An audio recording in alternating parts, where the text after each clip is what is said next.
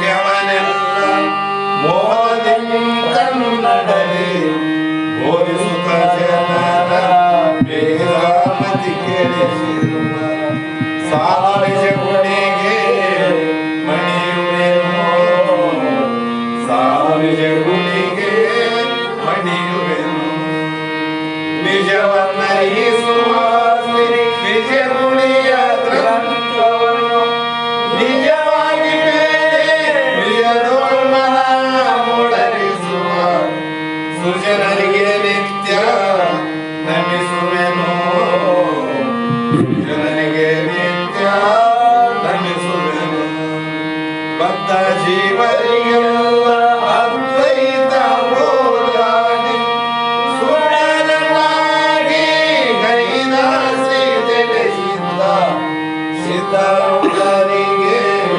ನತನಟ್ಟೆ ಸಿದ್ಧರುಡರಿಗೆ ನತನಟ್ಟೆ ಬಾಳ ಬಲ ವೇದಾಂತ ಕೇಸರಿ ಬಾಳ ಗಜ್ಜರಿ ಕೇಳುವ ತನಕ ಬಾಳ ಕೂಗುತ್ತಲಿರ್ಪವಿ ಶಾಸ್ತ್ರವೆಂಬುವನರಿಗಳು ಬಾಳ ಜಗತ್ತಿಯ ಸುವ ಗರ್ಜನೆ ಬಾಳ ಕೇಳಿದ ಬಳಿಕ ಕೂಗವು ಬಾಳ ಕೇಳಲು ಬೇಕು ವೇದಾಂತೆಂಬ ಶಾಸ್ತ್ರವನ್ನು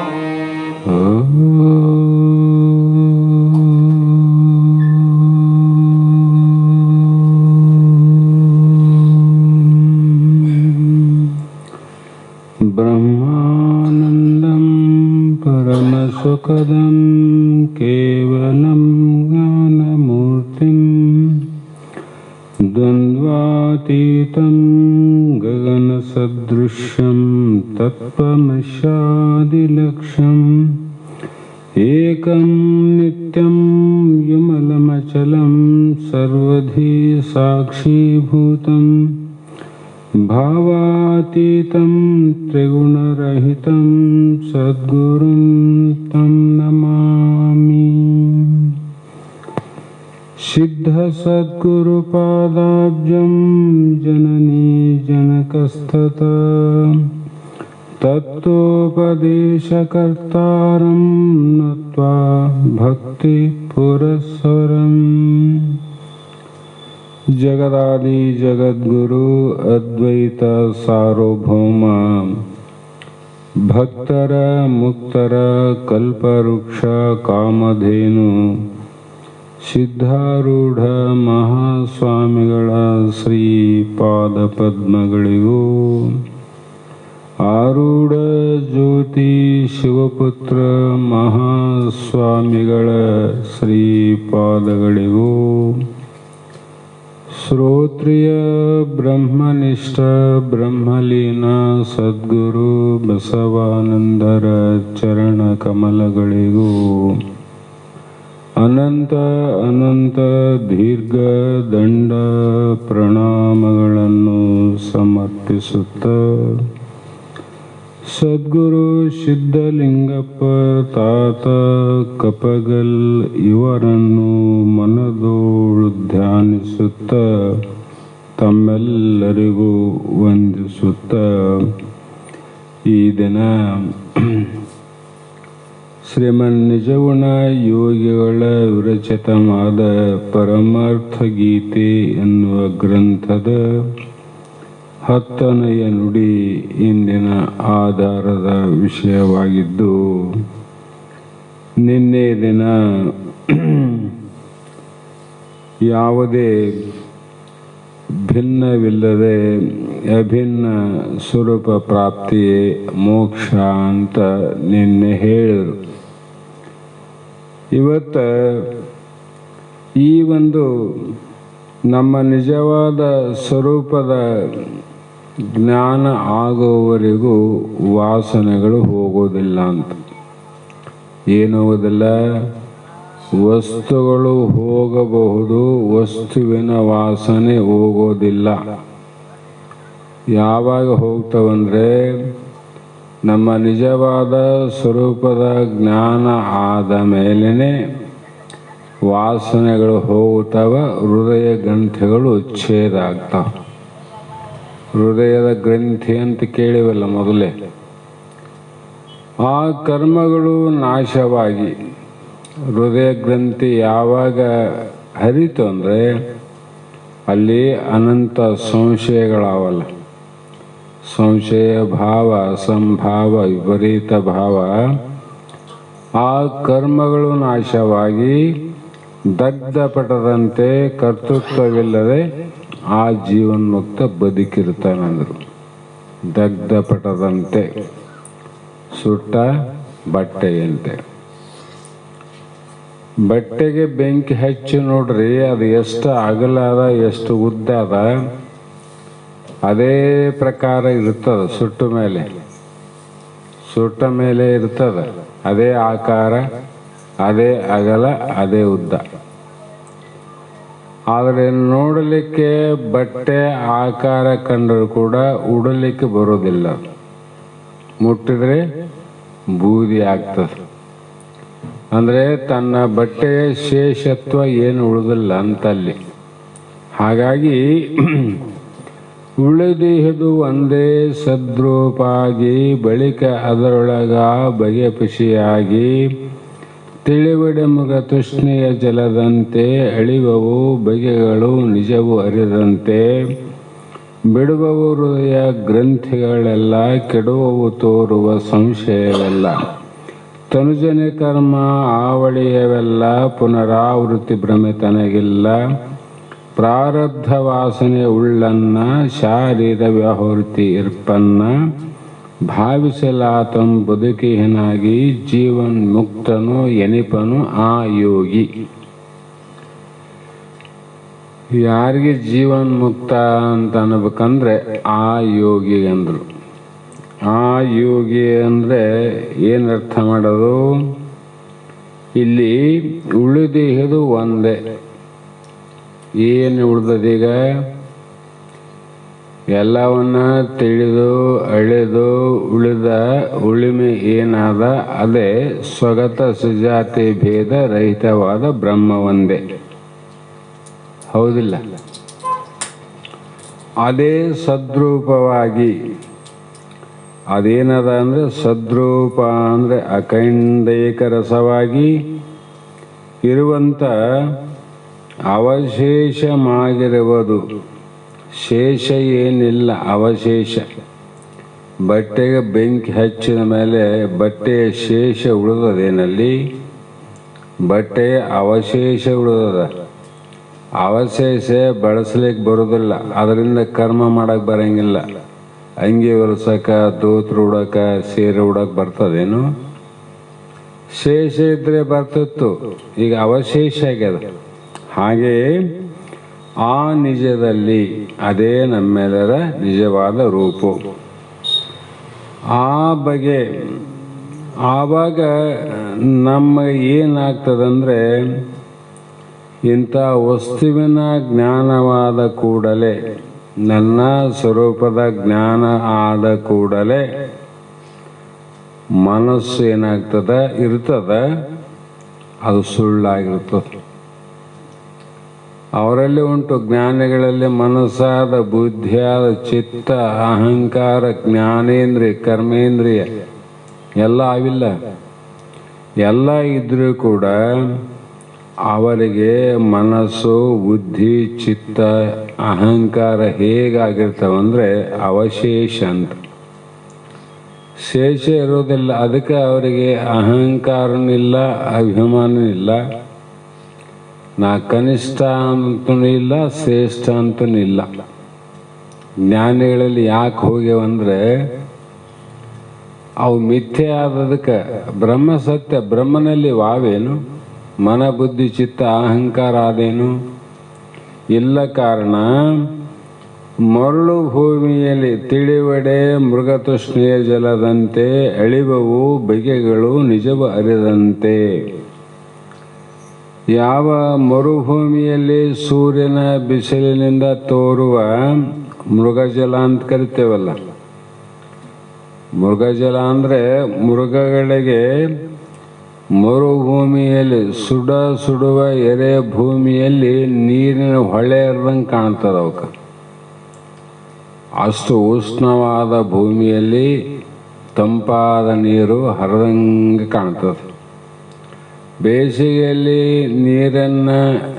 ನೀರಡಿಕೆಯಾದಂಥ ಒಂದು ಚಿಗರೆ ಅನ್ನುವಂಥ ಮೃಗ ಅಲ್ಲಿ ಇಲ್ಲಿ ಎಲ್ಲಿ ನೋಡಿದರೂ ಕೂಡ ನೀರು ಕಾಣದ ಪರಿಸ್ಥಿತಿಯಲ್ಲಿ ದೂರದಲ್ಲಿ ಕಾಣುವಂಥ ಮೃಗ ಜಲವನ್ನು ನೋಡಿ ಅಲ್ಲಿ ನೀರು ಉಂಟು, ಅಲ್ಲಿಗೆ ಹೋಗಿ ಕುಡಿಬೇಕು ಅಂತ ಓಡಲಿಕ್ಕೆ ಶುರು ಮಾಡ್ತದೆ. ಅದು ಎಷ್ಟು ಓಡ್ತದ, ನಿಂತಾಗ ಎಷ್ಟು ದೂರ ಕಂಡಿತ್ತು ಅಷ್ಟು ದೂರ ಹೋಗಿ ನೋಡಿದ ಮೇಲೆ ಮತ್ತೆ ಅಷ್ಟೇ ದೂರ ಕಾಣ್ತದೆ. ಮತ್ತೆ ಅಲ್ಲಿ ಹೋಗಿ ನೋಡಿದಾಗ ಮತ್ತೆ ಅಷ್ಟೇ ದೂರ ಕಾಣ್ತದೆ. ಹಾಗಾಗಿ ಅದು ದೂರದಿಂದ ಸತ್ಯವಾಗಿ ನೀರು ಕಂಡರೆ ತೃಷ ಆತುರನಿಗೆ ಜಲದಂತೆ ಕಂಡು ಬಂದರು. ಅವನು ಸಮೀಪಕ್ಕೆ ಹೋಗಿ ನೋಡಲು ಜಲವೇನು ತೋರುವುದಿಲ್ಲ. ಚಿಗರಿಗೆ ಮೊದಲು ಕಂಡಿತಲ್ಲ, ದೂರದಿಂದ ನೋಡಿದಾಗ, ಸಮೀಪಕ್ಕೆ ಹೋಗಿ ನೋಡಿದಾಗ ನೀರು ಕಾಣೋದಿಲ್ಲ. ಈ ದೃಷ್ಟಾಂತದಂತೆ ಕೆಡುವವು ಅಳಿಯುವವು ಬಗೆಗಳು ನಿಜವ ಅರಿದಂತೆ. ಯಾವಾಗ ತನ್ನ ಸ್ವರೂಪ ಜ್ಞಾನವಾದ ಕೂಡಲೇ ಮನೋ ಮತ್ತು ಮನಸ್ಸಿನ ಸಹಿತವಾದ ಸಕಲ ವಾಸನೆಗಳು ಲಯವಾಗುತ್ತವೆ. ಏನು ಲಯ ಆದವು? ಮನಸ್ಸಿನ ಸಕಲ ವಾಸನೆಗಳು. ಮನಸ್ಸಿನ ವಾಸನೆಗಳು ಯಾವ? ದೇಹ ವಾಸನೆ ಉಂಟು, ಲೋಕ ವಾಸನೆ, ಇನ್ನೂ ಅನೇಕ ವಾಸನೆಗಳ ಜೊತೆಯಾಗಿ ವಿಷಯಾದಿಗಳ ವಾಸನೆ ಮನಸ್ಸಿಗುಂಟು. ವಿಷಯಾದಿಗಳ ವಾಸನೆ ಯಾರಿಗೆ ತೋರ್ತಾವ? ಮನಸ್ಸಿಗೆ ತೋರ್ತಾವಿಲ್ಲ.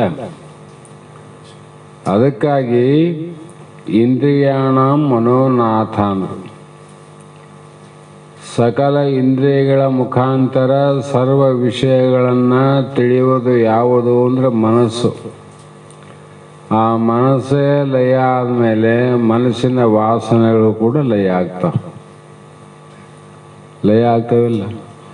ಅದೇ ರೀತಿ ಚೇತನವಾದ ಆತ್ಮನಿಗೂ ಬಿಡುವವು ಹೃದಯ ಗ್ರಂಥಿಗಳೆಲ್ಲ, ಕೆಡುವವು ತೋರುವ ಸಂಶಯವೆಲ್ಲ ಅಂತ. ಹೀಗೆ ಹೃದಯದ ಗಂಟು, ನಿನ್ನೆ ಹೇಳಿನಿ ಗಂಟಿನ ಬಗ್ಗೆ. ಅದು ಚಿನ್ನದ ಗಂಟಲ್ಲ, ಬೆಳ್ಳಿಯ ಗಂಟಲ್ಲ, ರತ್ನದ ಗಂಟಲ್ಲ, ಅಥವಾ ಯಾವುದೇ ಸಂಪತ್ತಿನ ಗಂಟಲ್ಲ. ಬರೇ ವಾಸನೆಗಳ ಗಂಟು ಅಂತ. ವಿಷಯ ವಾಸನೆಗಳ ಗಂಟು. ವಿಷಯಗಳ ಗಂಟು ತಲೆ ಮೇಲೆ, ಹೆಗಲ ಮೇಲೆ, ಭುಜದ ಮೇಲೆ, ಕೈ ಮೇಲೆ ಹಿಡಿಬಹುದು, ಹೌದಿಲ್ಲ? ವಿಷಯಗಳ ಗಂಟು ತಲೆಗೆ ಭಾರ ಆಗ್ತಾವ, ತಲೆ ಉಜ್ಜೆ ಆಗ್ತದೆ. ಹೆಗಲ ಮೇಲೆ ಇಟ್ಟರೆ ಹೆಗಲ ಹೆಜ್ಜೆ ಆಗ್ತದೆ, ಕೈಯಲ್ಲಿ ಹಿಡಿದ್ರೆ ಕೈ ಹೆಜ್ಜೆ ಆಗ್ತದೆ. ಆದರೆ ವಿಷಯಗಳ ಗಂಟನ್ನು, ಭಾರವನ್ನು ತಡಿಬೋದು ಅಥವಾ ಬೇಡವಾದಾಗ ಅವನ್ನ ಬಿಡುವುದು. ತಲೆ ಬಹಳ ವಜ್ಜೆ ಆಯ್ತು ಅಂದರೆ ಇಳಿಸ್ಬಿಡ್ತಾನ, ಕೈ ಬಹಳ ಜಗ್ಗಿತು ಅಂದರೆ ಕೆಳಗೆ ಹಾಕ್ತಾನ, ಭುಜಕ್ಕೆ ಬಹಳ ಭಾರ ಆಯ್ತಂದರೆ ಆ ಭುಜದಿಂದ ಕೆಳಗೆ ಇಳಿಸುವ ಪ್ರಯತ್ನ ಮಾಡ್ತಾನೆ, ಹೌದಿಲ್ಲ? ವಾಸನೆಯ ಗಂಟು ಮನುಷ್ಯಗ ನೋಡ್ರಿ, ವಾಸನೆಯ ಗಂಟು. ಯಾಕೆ ವಾಸನೆಯ ಗಂಟು? ವಸ್ತುಗಳಂತೆ ವಾಸನೆಯ ಗಂಟು ಮನುಷ್ಯಗೆ ಯಾಕೆ ಹೇಳಬೇಕು ಅಂದರೆ, ವಸ್ತುವಿನ ಗಂಟು ಅದು ಸ್ಥೂಲ ಆದಿಲ್ಲ. ಮೇವು ಹೊತ್ಕೊಂಬರಿ ಸ್ಥೂಲ ಅದ, ಚೀಲ ಒತ್ತರಿ ಸ್ಥೂಲ ಅದ. ಅದರ ವಾಸನೆ ಸೂಕ್ಷ್ಮ ಸೂಕ್ಷ್ಮ ಅಂದ್ರೆ ಏನು? ವಾಸನೆ ನಿರಾಕಾರ ಅದ. ವಾಸನೆಗಳಿಗೆ ಆಕಾರ ಅದೇನು? ವಾಸನೆ ನಿರಾಕಾರ ಇದ್ದ ಕೂಡದೆ ಮನಸ್ಸು ಕೂಡ ನಿರಾಕಾರ ಅದ. ಅವೆರಡು ಕೂಡ್ತಾವ. ಆಕಾರ ನಿರಾಕಾರ ಕೂಡಕ್ಕೆ ಬರಂಗಿಲ್ಲ. ಆಕಾರನೇ ಕೂಡ್ತಾವ. ನಿರಾಕಾರ ನಿರಾಕಾರವನ್ನೇ ಕೂಡ್ತಾವ. ಆ ರೀತಿಯಾಗಿ ಆ ಮನಸ್ಸು ಲಯವಾದಾಗ ಮನಸ್ಸಿನಲ್ಲಿ ಇದ್ದಂಥ ವಾಸನೆ ಕೂಡ ಲಯ ಆದ ನೋಡ್ರಿ. ಲಯ ಆಗ್ತದ. ಚೇತನವಾದ ಆತ್ಮನಿಗೂ ಜಡವಾದ ಅಹಂಕಾರಕ್ಕೂ ತಪ್ಲ ಲೋಹದಂತೆ ಅನ್ಯೋನ್ಯ ಅಧ್ಯಾಸವಾಗಿರುವುದು. ಹೇ ಮಗನೇ, ಇವೆಲ್ಲವೂ ಕೂಡ ತನುಜನೆ ಕರ್ಮ ಅಳಿಯಲು ಲಯವೆಲ್ಲ ಪುನರಾವೃತ್ತಿ ಭ್ರಮೆ ತನಗಿಲ್ಲ. ಈ ಅನ್ಯೋನ್ಯ ಅಧ್ಯಾಸವಾಗಿರುವುದರಿಂದ ಹೃದಯ ಗ್ರಂಥಿ ಏನಾಗ್ಯದ, ಕಾಮ ಕ್ರೋಧ ಮೋಹಾದಿಗಳ ಗಂಟಿನಿಂದ ಗಂಟು ಹಾಕ್ಲಾಗ್ಯದ. ಕಾಮ ಕ್ರೋಧ ಮೋಹಾದಿಗಳಂದ್ರೆ 6 ಬಂದವಲ್ಲಿ. ಅವುಗಳಿಂದ ಕಟ್ಟಲ್ಪಟ್ಟಿದ್ದೇ ಮನಸ್ಸು. ಮನಸ್ಸನ್ನ ಮನುಷ್ಯ ಕಟ್ಟಲಿಕ್ಕೆ ಸಾಧ್ಯ ಇಲ್ಲ ನೋಡ್ರಿ. ಮನುಷ್ಯನನ್ನ ಕಟ್ಟಿ ಹಾಕಬಹುದು, ಮನಸ್ಸನ್ನ ಕಟ್ಟಲಿಕ್ಕೆ ಸಾಧ್ಯ ಇಲ್ಲ. ಮತ್ತು ಇಂಥ ಮನಸ್ಸನ್ನ ಯಾರು ಕಟ್ಟಿ ಹಾಕ್ಯಾರಂದ್ರೆ ಕಾಮ ಕ್ರೋಧಾದಿಗಳು ಕಟ್ಟಲಿಕ್ಕೆ ಸಾಧ್ಯ. ಅವು ಒಳಗೋಗಿ ಕಟ್ಟಬೇಕಲ್ಲಪ್ಪ. ಅವು ಅಂತರಂಗದಲ್ಲಿರವು. ಎಲ್ಲಿ? ಅದು ಸ್ಥೂಲ ದೇಹದ ಸಂಬಂಧ ಅಲ್ಲ, ಸೂಕ್ಷ್ಮ ದೇಹದ ಸಂಬಂಧ. ಕಾಮಕ್ರೋಧಗಳು ಅವು ಹೋಗಿ ಕಟ್ಟಿ ಹಾಕಿಬಿಡ್ತಾವ. ಆಗ ಈ ಯಾಕೆ ಕಟ್ಟಿ ಹಾಕ್ತವ? ಕಾರಣ ಏನು? ಅವರಿಗೆ ನಮಗೆ ಏನು ವೈರತ್ವ ಅಂದರೆ, ಅನಾದಿಯಿಂದಲೂ ಇವು ಬೆನ್ನು ಹತ್ತಿದ್ದರಿಂದ ಹೆಗ್ಗಂಟಿನಂತೆ ಗಂಟುಗಳಾಗಿವೆ ಅಂದ್ರು. ಒಂದು ದಿನದಲ್ಲ. ಅನಾದಿ ಅಂದ್ರೆ ಏನು ಅರ್ಥ ಮಾಡಬೇಕು? ಶಾಂತ ಅನಾದಿ ಅನ್ಬೇಕು ವಿನ ಅನಂತ ಅನಾದಿ ಅಲ್ಲ. ಅನಂತ ಅನಾದಿ ನಮ್ಮ ಸ್ವರೂಪ. ಶಾಂತ ಅನಾದಿ ಶಿವ ಜೀವ ಜಗತ್ತು ಇವೆಲ್ಲ ಶಾಂತ ಅನಾದಿ. ಮಾಯೆ ಕೂಡ ಶಾಂತ ಅನಾದಿ. ಮಾಯೆ ಬಹಳ ದೊಡ್ಡದಂತಾರಲ್ರಿ. ಮತ್ತೆ ಅದು ಅನಾದಿ ಆಗೋದಿಲ್ಲ. ಏನಂದ್ರೆ ಅದು ಅನಾದಿನೇ, ಶಾಂತ ಅನಾದಿ. ನಾವು ಎಂದು ಮಹಾತ್ಮರು ಹೇಳಿದಂತೆ ಧರಣಿಯನ್ನೆಲ್ಲವ ಸಣ್ಣಿಸಿ ಧೂಳಿ ಮಾಡಲಾಗಿ ಜಗತ್ತು ಹುಟ್ಟಿದ ಮೇಲೆ ನಾವು ಹುಡ್ತಾ ಬಂದಿವಲ್ಲ, ಈ ವಾಸನೆಗಳು ಏನಾಗಿವೆ ಅಂದ್ರೆ ಗಂಟಾಗ್ಯಾವ. ಹೆಂಗ್ರಿ ಅನುಭವಕ್ಕ? ನೀವು ಬಹಳ ಕಡೆ ನೀವು ಈ ಸದ್ಯ ನೋಡ್ಬೇಕಾಗಿತ್ತು ಪ್ರಮಾಣ. ನಾನಂತೂ ಬಹಳ ನೋಡಿನಿ.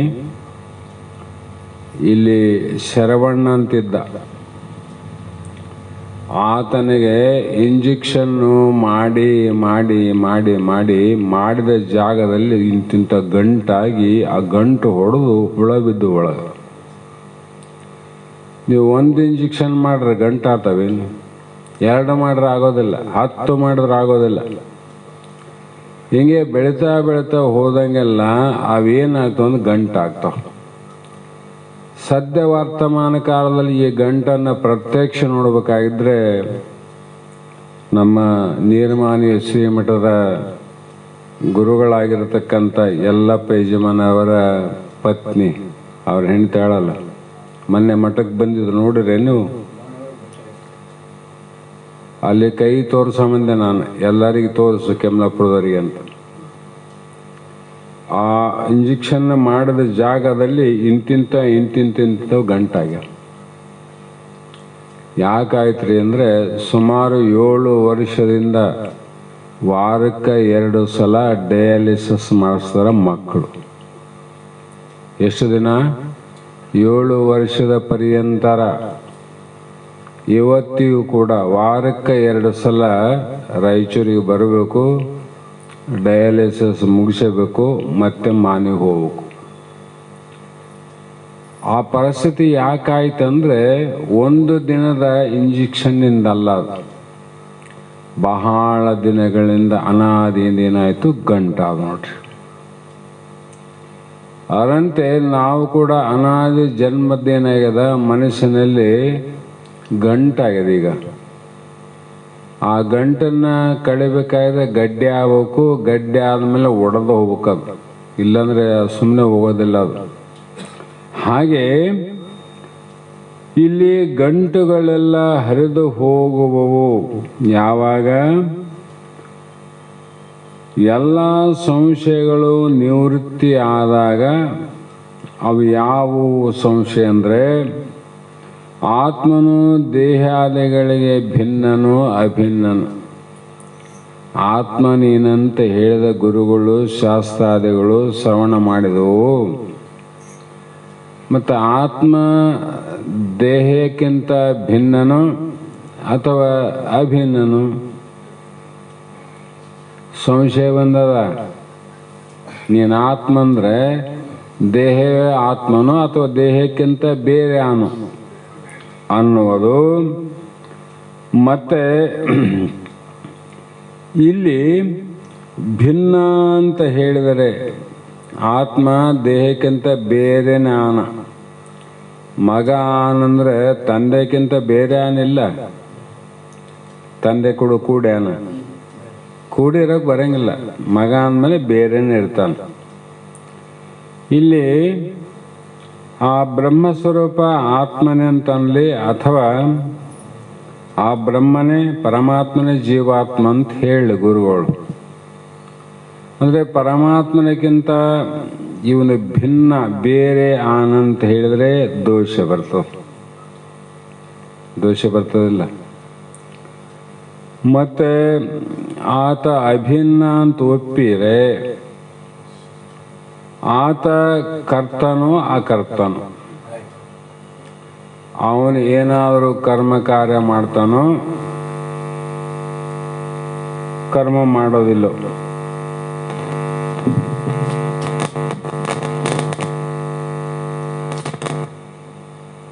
ಹೀಗೆ ಕರ್ಮ ಮಾಡ್ತಾನ ಅಂದರೆ ನಕರ್ಮಣ ಅನ್ನುವಂಥ ಭಗವದ್ಗೀತೆಯ ಪ್ರಮಾಣ ಸುಳ್ಳಾಗ್ತದೆ. ಕರ್ಮ ಮಾಡ್ತಾನಂದ್ರೆ ಅವನು ಅವಯವದಿಂದ ಕೂಡೇನಂತ ಅರ್ಥ ಆಗ್ತದೆ. ಎಲ್ಲಿ ಅವಯವ ಅಂದರೆ ಅಲ್ಲಿ ಇಂದ್ರಿಯಗಳುಂಟು ಅಂತ ಅರ್ಥ ಆಗ್ತದೆ. ಎಲ್ಲಿ ಇಂದ್ರಿಯಗಳು ಉಂಟು ಅಲ್ಲಿ ಇಂದ್ರಿಯಗಳಿಗೆ ಬೇಕಾದಂಥ ವಾಸನೆಯ ವಸ್ತುಗಳುಂಟು ಅಂತ ಅರ್ಥ ಆಯ್ತು. ಅಂದಾಗ ಇವು ಅನಾತ್ಮದ ಲಕ್ಷಣಗಳಿವಿನ ಆತ್ಮದ ಲಕ್ಷಣ ಅಲ್ಲ. ಹಾಗಾಗಿ ಅವನು ಕರ್ತನೋ ಅಕರ್ತನೋ ಇಂಥ ಸಂಶಯಗಳೇನವ. ಶರೀರ ರಹಿತ ವ್ಯಾಪಕನು ಅಥವಾ ಶರೀರ ಸಹಿತ ವ್ಯಾಪಕನು ಅಂತ ಕೇಳಿದರೆ, ರಹಿತ ವ್ಯಾಪಕನಂಗಿಲ್ಲ, ಸಹಿತ ವ್ಯಾಪಕ ಸರ್ವಾಂತರ್ಯಾಮಿ ಅಂತ ಒಬ್ಬಕಲ್ಲಿ. ಅದಕ್ಕೆ ಉದಾಹರಣೆ ಅದೇ ಘಟಾಕಾಶ ಮಠಾಕಾಶ.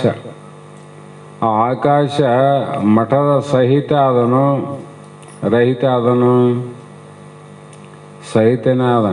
ಘಟದಲ್ಲಿ ಇರ್ತಕ್ಕಂಥ ಆಕಾಶ ಮಠದ ಆಕಾಶ ಸಹಿತನೇ ಆದ, ರಹಿತವಾಗಿಲ್ಲ. ರಹಿತ ಅಂದರೆ ಅದು ಬೇರೆ ಇರಬೇಕಾಗಿತ್ತು, ಸಹಿತವಾಗಿದೆ. ಹಾಗಾಗಿ ಜಗತ್ತಿಗೆ ಆತನು ಸಾಪೇಕ್ಷಕ ಕರ್ತನು ಅಥವಾ ನಿರಾಪೇಕ್ಷ ಕರ್ತನು. ಈ ಜಗತ್ತಿಗೆ ಏನನ ಆಪೇಕ್ಷ ಕಾಮ್ಯ ಕರ್ಮದಿಂದ ಕರ್ತನು ಅಥವಾ ನಿರಾಪೇಕ್ಷದಿಂದ ಕರ್ತನು? ನಿರಾಪೇಕ್ಷದಿಂದ ಕರ್ತ. ಹೀಗೆ ನಿರಾಪೇಕ್ಷ ಕರ್ತನಂತ ಹೇಳಿದರೆ ನಾವು ಹೇಳಿದ್ವು ಅಂತ ಇಟ್ಕೋ, ಕೇವಲ ಕರ್ತನಿರುವನು ಅಥವಾ ಅಭಿನ್ನ ಉಪಾದಾನ ಕರ್ತನಿರುವನು? ಇನ್ನೊಬ್ಬರ ಏನಂತ ಇಲ್ಲಿ ಉಪಾದಾನ. ಕುಂಬಾರ ಯಾವ ಗಡಿಗೆ ಮಾಡ್ಯಾನಲ್ಲ ಕರ್ತ ಅವನು. ಆತ ಕೇವಲ ಕರ್ತನು ಅಭಿನ್ನೋ ಉಪಾದಾನ ಕರ್ತನು ಅಂದ್ರೆ ಅಭಿನ್ನೋ ಉಪಾದಾನ ಕರ್ತನು ಬೇಕಲ್ಲಿ. ಹೌದಿಲ್ಲ? ಮಣ್ಣು ಬೇಕು ಮತ್ತೆ ಚಕ್ರದಂಡ ಬೇಕು. ಚಕ್ರ ದಂಡ ಎರಡು ಬೇಕಲ್ಲಿ. ಚಕ್ರದಂಡ ಅಂದ್ರೆ ಒಂದೇ ಓದ್ತೀವಿ ನಾವು. ಚಕ್ರ ಅಂದ್ರೆ ಗಾಲಿ ತಿರುಸೋದು, ದಂಡಕ್ಕೆ ಕೋಲು. ಅವನು ಕರ್ತ ಇಲ್ಲಂತಲ್ಲ, ಆದರೆ ಅಭಿನ್ನೋಪಾದಾನ, ಇನ್ನೊಂದು ವಸ್ತುವನ್ನು ಉಪಾದಾನ ಕಾರಣ ಮಾಡಿಕೊಂಡು ಜಗತ್ತಿ ಕರ್ತ ಆಗ್ಯಾನ. ಅದರಂತೆ ಈ ಬ್ರಹ್ಮ ಪರಮಾತ್ಮ ಅನ್ನೋನು ಅದರಂಗ ಕುಂಬಾರ ಮಣ್ಣು ತಗೊಂಡಂಗ ಚಕ್ರದಂಡ ತಗೊಂಡಂಗ ಏನಾದರೂ ವಸ್ತುವನ್ನು ತಗೊಂಡು ಜಗತ್ತನ್ನು ನಿರ್ಮಾಣ ಮಾಡೇನೇನು ಅಂದರೆ ಇಲ್ಲ. ಹೀಗೆ ಪ್ರಾಣಿಗಳ ಕರ್ಮಗಳಿಂದ ನಿರಾಪೇಕ್ಷ ಕರ್ತನಾಗಿರುವನೆಂದು, ವಿಷಮಕಾರಿತ್ವ ಮೊದಲಾದ ದೋಷವುಳ್ಳವನೆಂದು, ಅಥವಾ ಪ್ರಾಣಿಗಳ ಕರ್ಮಗಳಿಂದ ಸಾಪೇಕ್ಷ ಕರ್ತನಾಗಿರುವುದರಿಂದ ವೈಷಮ್ಯ ನೈರ್ಗುಣ್ಯ ಭಿನ್ನನು ಅಭಿನ್ನನು ಅಂತ ಹಲವು ಸಂಶಯ ಅವ. ಈ ಸಂಶಯಗಳೆಲ್ಲವೂ ಕೂಡ ನಾನು ಕರ್ಮವನ್ನು ಮಾಡಿ ದುಃಖ ಸಹಿತನು ಅಥವಾ ಆನಂದ ಸಹಿತನು ಅಂತ ಇವೆಲ್ಲ ಸಂಶಯ ಬಂದಾವ.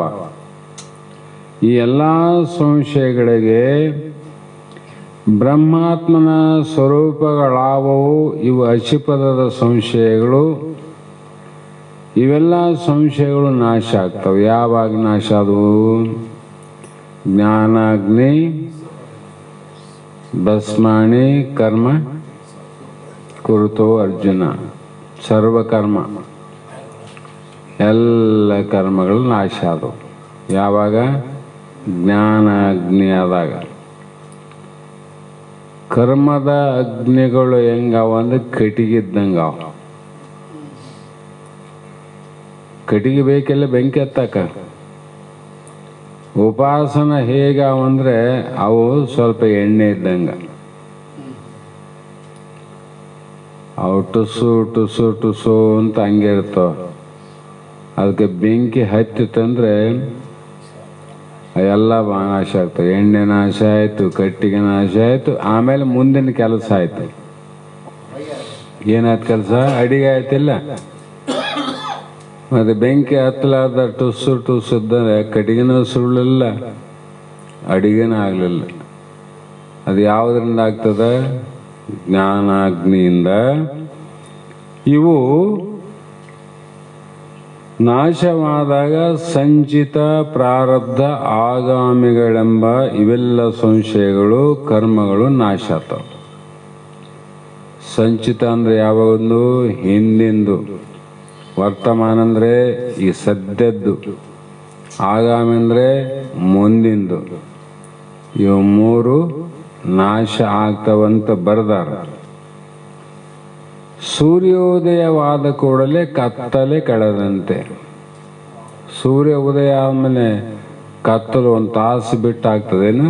ಸಮತ್ವ ಕಾಲದಲ್ಲಿ ಈ ಕಡೆ ಉದಯ, ಈ ಕಡೆ ಬೆಳಕಿನ ಉದಯ ಆಯ್ತಂದ್ರೆ ಹಿಂಗೆ ಕತ್ತಲು ಹೋಗ್ತದೆ. ಮಧ್ಯಾಹ್ನಕ್ಕೆ ಹೋಗಲ್ಲ. ಉದಯ ಕಾಲದಲ್ಲಿ ಕತ್ತಲು ನಾಶವಾದಂತೆ ಜ್ಞಾನ ಕಾಲದಲ್ಲಿ ಅಜ್ಞಾನ ನಾಶ ಆಗ್ತದೆ. ಜ್ಞಾನ ಕಾಲದಲ್ಲೇ ನಮಗೆ ಯಾವಾಗ ಆಗ್ತದೆ ಬಿಡಪ್ಪ ಜ್ಞಾನ ಅಂದರೆ? ಜ್ಞಾನ ಕಾಲದಲ್ಲಿ ಆಗ್ತದಂತ ಮಹಾತ್ಮರು ಬರ್ತಾರೆ. ನಮ್ಗೆ ಆಗಿಲ್ಲ ಅಂದರೆ ಇನ್ನೂ ಜ್ಞಾನ ಆಗಿಲ್ಲ ಅಂತ ಒಪ್ಪಿಗಳನ್ನು. ಏನು ತಪ್ಪದ? ಒಪ್ಪಲೇಬೇಕು. ಶಾಸ್ತ್ರಗಳವ, ಸ್ವಾನುಭಾವ. ಹೀಗೆ ಆದರೂ ಕೂಡ ಗುರುಮುಖದಿಂದ ಯಾಕೆ ಕೇಳಬೇಕು ಅಂದರೆ ಈ ಕೆಲವು ಸಂಶಯ ಬರ್ತಾವ. ಎಲ್ಲ ಕರ್ಮ ನಷ್ಟ ಆಯ್ತಿಲ್ಲ, ಕರ್ಮಜನ್ಯ ಶರೀರ ಅಂತಾದಿಲ್ಲ ಪ್ರಮಾಣ. ಕರ್ಮ ನಷ್ಟ ಆದಮೇಲೆ ದೇಹ ಕೂಡ ಆ ಕ್ಷಣದಲ್ಲೇ ಬಿದ್ದು ಹೋಗಬೇಕು. ಇಲ್ಲಿ ಯಾವುದಿಲ್ಲ, ಸಂಚಿತ ಇಲ್ಲ. ಪ್ರಾರಬ್ಧ ಇಲ್ಲ, ಆಗಾಮಿ ಇಲ್ಲ. 3 ಕರ್ಮ ಅಂತ ಗ್ರಂಥದಲ್ಲೇ ಬರೆದಾರ. ಅದನ್ನ ಗೊಟ್ಟು ಇಟ್ಟಿರ್ತಾರ ಮಹಾತ್ಮರು. ಯಾಕಂದ್ರೆ ಹೋಗಲಿ ಗುರುವಿನಲ್ಲಿಗೆ ಅಂತ. ಯಾಕೆಂದ್ರೆ ಮುಂದೆ ದೊಡ್ಡ ಕೆಲಸ ಆಗವಲ್ಲ, ಆ ಕಾರ್ಯಗಳು ಎಲ್ಲ ಆಗಲಿ ಅಂತ ಇಟ್ಟಿರ್ತಾರೆ. ಈ ಸಂಶಯ ಬಂತಲ್ಲ ಈಗ. ಮತ್ತೆ ಜ್ಞಾನ ಕೂಡಲೇ ಪ್ರಾಣ ಹೋಗ್ಬೇಕಂದ್ರು, ಜ್ಞಾನ ಆದ ಕೂಡಲೇ ಎಲ್ಲರ ಪ್ರಾಣ ಬಿಟ್ಟಿದ್ರೆ ಗುರು ಸಂಪ್ರದಾಯನೇ ಉಳಿತಿದ್ದಿಲ್ಲ, ನಮ್ಗೆ ಯಾರಿಗೂ ಗುರು ಸಿಗ್ತಿದ್ದಿಲ್ಲ, ನಮಗೆ ಮೋಕ್ಷ ಆಗ್ತಿದ್ದಿಲ್ಲ. ಅವರು ಬದುಕ್ಯಾರಲ್ಲ. ಮತ್ತೆ ಯಾವ ಕರ್ಮದಿಂದ ಬದುಕಿದರು? ಭಾಳ ದಿನ ಆಯ್ತು ರೀ, ಹಾಸಿಗೆಯಲ್ಲಿ ಬಿದ್ದ 6 ತಿಂಗಳಾಯ್ತು, ವರ್ಷ ಆಯ್ತು, ಏನು ಹೋಗೋಲ್ತು, ಹೊಟ್ಟೆಗೆ ಹೋಗೋಲ್ತು, ಬಾಯಲ್ಲಿ ಹೋಗ್ತಿಲ್ಲ. ಮತ್ತೆ ಏನು ತಿಂದು ಬದುಕೇನಂತ ಕೇಳ್ತೀವಿಲ್ಲ. ಶರೀರ ಜೀವಂತ ಆದಂದ್ರೆ ಏನೇನ ತಿಂದು ಬದುಕಬೇಕಲ್ಲ, ಅಂದ್ರೆ ಉಳಿದನಂತ ಅರ್ಥ. ಇವನು ಜ್ಞಾನ ಆಗ್ಯದ, ಇನ್ನೂ ಬದುಕ್ಯಾನಲ್ಲ. ಎದರಿಂದ ಬದುಕ್ಯಾನ? ಅವನು ಪ್ರಾರಬ್ಧ ಕರ್ಮದಿಂದ ಬದುಕಿರ್ತಾನ. ಅರ್ಥ ಆಯ್ತಿಲ್ಲ? ಪ್ರಾರಬ್ಧ ಸಂಚಿತ ಆಗಾಮಿಗಳು 2 ಭಸ್ಮ ಆಗ್ತವ. ಪ್ರಾರಬ್ಧ ಉಳ್ಕೊಂಡಿರ್ತದ. ಆ ಪ್ರಾರಬ್ಧ ಮುಗಿಯವರೆಗೂ ಅಜ್ಞಾನಿನೇ ಆಗಲಿ ಜ್ಞಾನಿನೇ ಆಗಲಿ, ಇಲ್ಲಿ ಜ್ಞಾನಿನ ಬರೆದಾರೆ, ಅಜ್ಞಾನಿ ಆಗ್ತಾ ಹೋಗ್ಬೇಕು.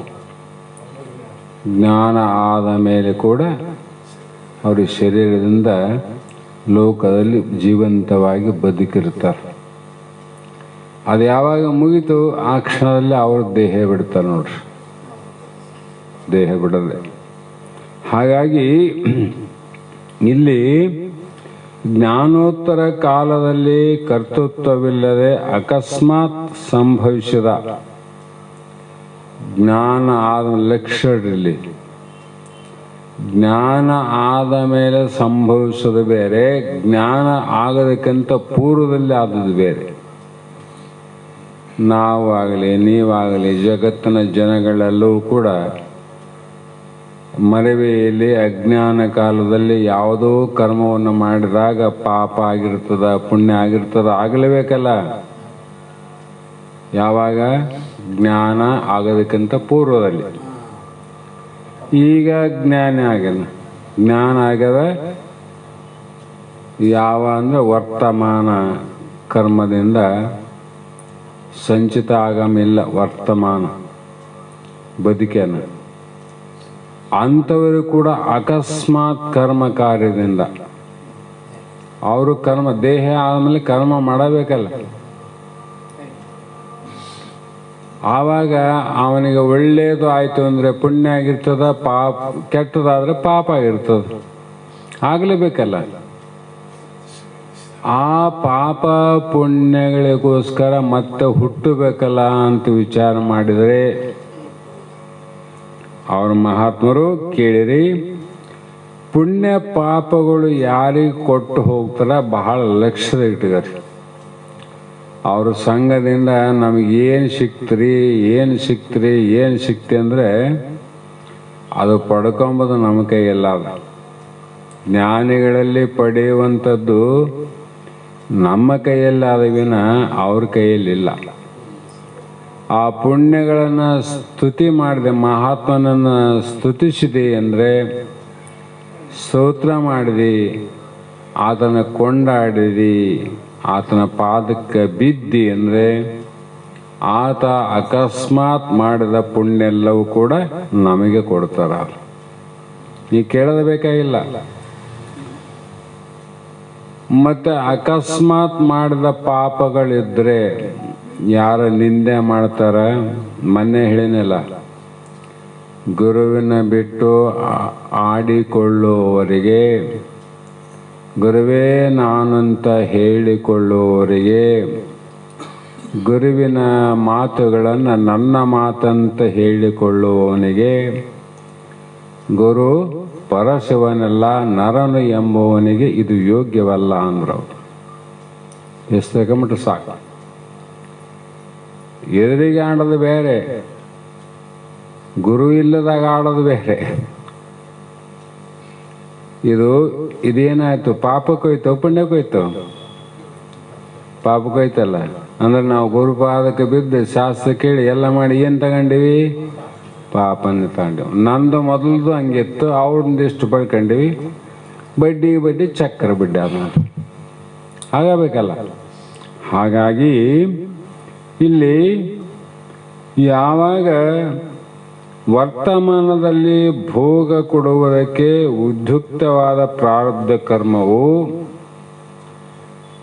ಇಲ್ಲಿ ಏನು ಮಾಡ್ತದಂದ್ರೆ ಶರೀರ ಯಾತ್ರಾರೂಪ ನಿರ್ವಾಹದಿಂದ ನಾಶವಾಗುತ್ತದೆ. ಶರೀರ ಯಾತ್ರೆ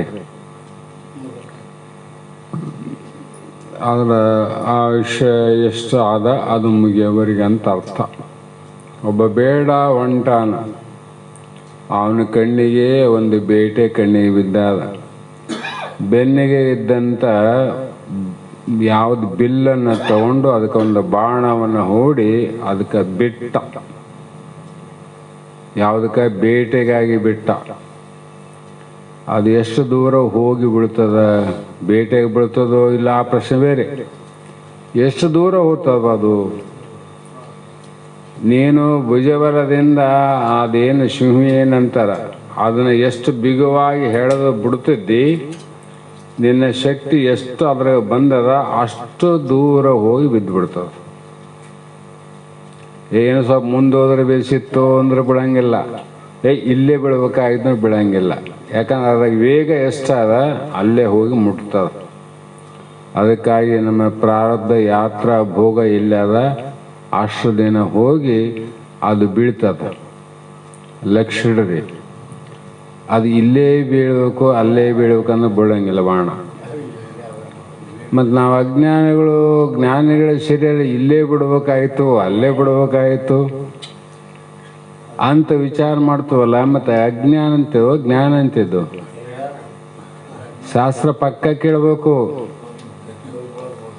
ಅದು ಎಲ್ಲೇನ ಬೀಳಲಿ, ಅವ್ರು ತಮ್ಮಿಂದ ಕಡಿಗೆ ಆಗಿಬಿಟ್ಟದ. ಅದು ಎಲ್ಲಿ ಬಿದ್ರಿ ಏನಾದ್ರು ಕಾಶೆ ಇಲ್ಲಾದರೂ ಅರಿತು ಕಾಶೆ ಇಲ್ಲಾಗಲಿ ಮರೆತು ಸ್ಮಶಾನದಲ್ಲಾಗಲಿ ಅವರ ದೇಹ ಬಿಟ್ಟರು ಕೂಡ ಅವರು ಜೀವನ್ಮುಕ್ತರು, ಅವ್ರ ಜ್ಞಾನಿಗಳಂತ ಶಾಸ್ತ್ರ ಬರೆದವ. ಹೀಗೆ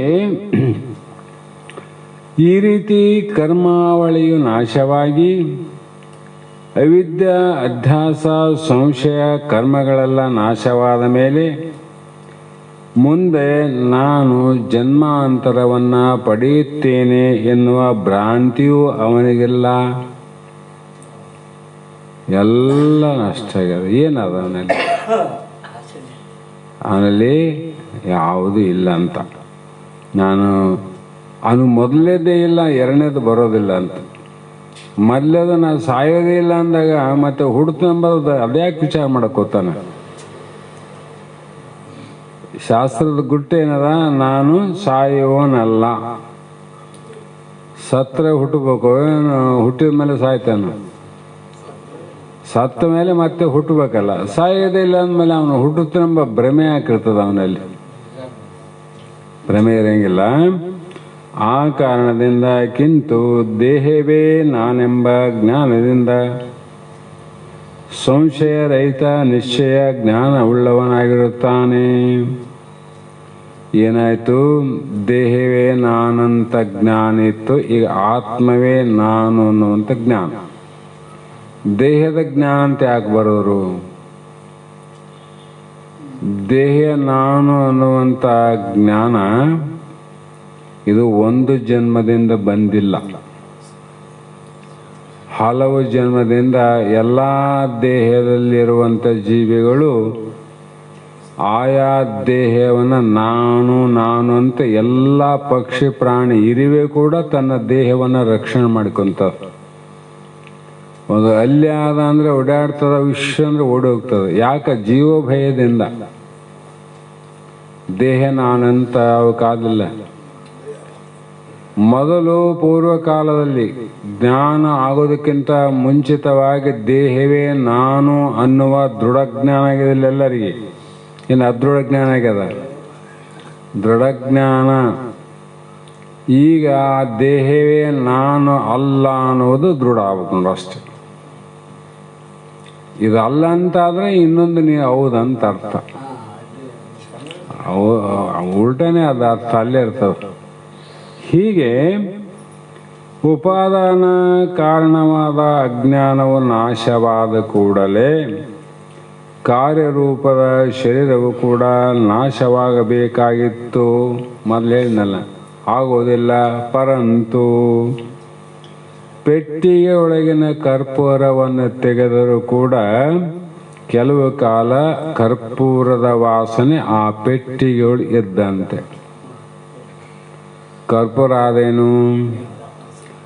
ವಸ್ತು ಇಲ್ಲಾಂದ್ರೆ ವಾಸನೆ ಹೆಂಗೆ ಬಂತಪ್ಪ? ಸ್ವಲ್ಪ ದಿನ ವಸ್ತು ನಾಶ ಆದರೂ ಕೂಡ ವಾಸನೆ ಇರ್ತದೆ. ಅದೇ ರೀತಿ ಇಲ್ಲಿ ಅವಿದ್ಯೆಯು ನಾಶವಾಗ್ಯದ, ಅವಿದ್ಯೆ ವಾಸನೆ ಉಳ್ಕೊಂಡದ. ಆ ವಾಸನೆಯಿಂದ ಜೀವಿತನಾಗಿ ಜೀವಿಸಿಕೊಂಡು ಆತ ಯಾವ ಕರ್ಮ ಅಂದರೆ ನಿತ್ಯ ಕರ್ಮಾದಿಗಳನ್ನು ಮಾಡಬಹುದು, ಮಾಡದೆ ಬಿಡಬಹುದು. ನನಗಿವತ್ತು ಹಿಂಗೇ ಮಾಡಬೇಕು, ಮುಂಜಾನೆ ಎದ್ದುಗಳೇ ಸ್ನಾನನೇ ಮಾಡಬೇಕು, ಅದು ಪ್ರತಿದಿನ ಮಾಡಬೇಕು, ಎಂತೆಲ್ಲ ಭಾವನೆಗಳು ಅವ್ರಿಗೆ ಇರಂಗಿಲ್ಲ. ಯಾವಾಗ ಬೇಕು ಅವಾಗ ಏನು ಮನಸ್ಸಿಗೆ ಬಂದು ಮಾಡ್ಕೊಂತ ಹೋಗ್ಬಿಡ್ತಾರೆ. ಹೀಗೆ ವಸ್ತುಸ್ಥಿತಿಯಲ್ಲಿ ಅಕರ್ತ ಅಭೋಕ್ತ. ನಾನು ಮಾಡೋನಲ್ಲ, ಮಾಡಿದ್ದನ್ನು ಉಣ್ಣುವವನು ಅಲ್ಲ. ನೀವು ಮಾಡಿದ್ರೆ ಕೂಲಿ ಕೊಡ್ತಾರೋ? ಮಾಡಲಾರ್ದು ಕೊಡ್ತಾರೆ. ಮಾಡಿದ್ರೆ ಕೂಲಿ ಕೊಡ್ತಾರೆ.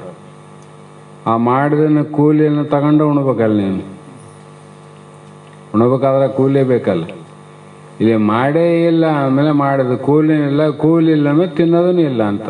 ನಿನಗೇನು ಬೇಕಾಗಿಲ್ಲ ಅಂತ ಅರ್ಥ ಆಯ್ತು. ತಿಂಬವನಿಗೆ ಮತ್ತೆ ಮಾಡ್ಬೇಕಂತ ಆಸೆ ಆಗ್ತದ.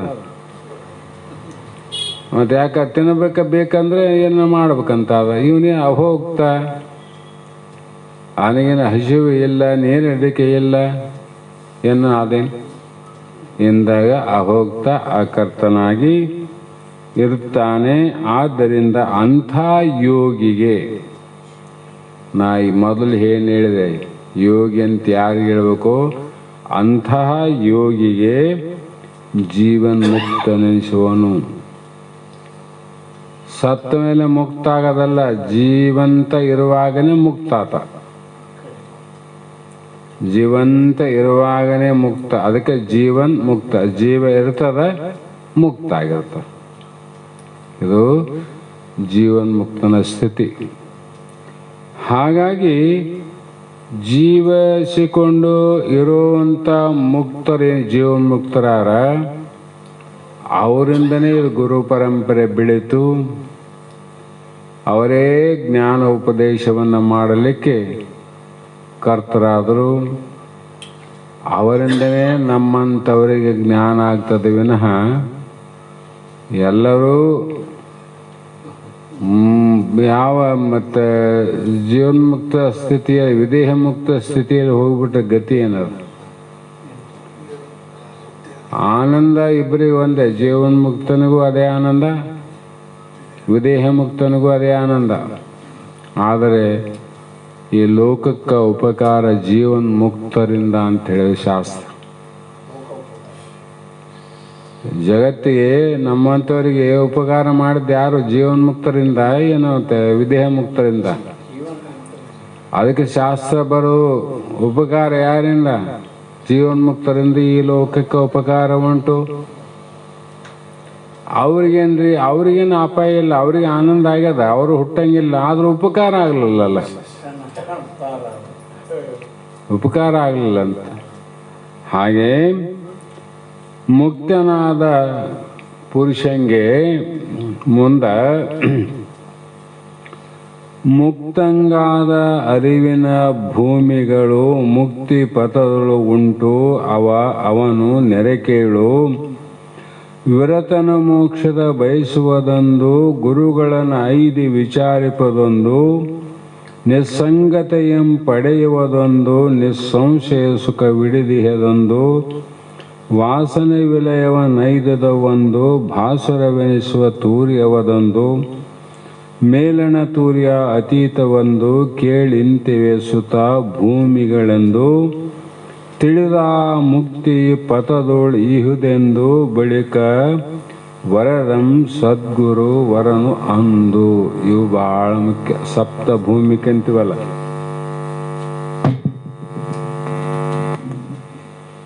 ಇದು ಮುಕ್ತನಾದ ಪುರುಷನಿಗೆ ಸಪ್ತ ಭೂಮಿಕೆಗಳು. ಅವರು 7 ಮೆಟ್ಟಿಲುಗಳು. ಭೂಮಿಕೆಗಳನ್ನು ಮೆಟ್ಟಿಲುಗಳು ಅಥವಾ ಪಾಮಿಟಿಗಳಂತೀವಿ. ಇವು ಹೊರಗ ಮನೆಗೇರವಲ್ಲ, ಕಟ್ಟಿಗೇರವಲ್ಲ, ಗುಡಿ ಗುಂಡಾರಕೇರವಲ್ಲ. ಅಂತರಂಗದಲ್ಲಿ